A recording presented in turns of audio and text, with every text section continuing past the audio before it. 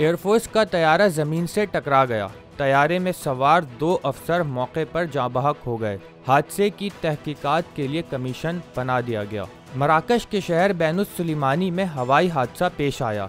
गैर मुल्की मीडिया के मुताबिक DA-42 तरबियती तैयारा सुबह 10:02 पर बैनुस सुलेमानी एयरबेस से टेक ऑफ के फौरन बाद गिरकर तबाह हो गया। हादसे के नतीजे में मराकश की रॉयल एयरफोर्स के 2 अफसरान हलाक हुए, जिनमें एक सीनियर इंस्ट्रक्टर कर्नल और एक ट्रेनी अफसर शामिल था। हादसे के शिकार अहलकार तरबियती और काबिलियत के मिशन पे थे जब हादसा पेश आया। हादसे की वजह जानने के लिए एक इंक्वायरी कमीशन कायम कर दिया गया है।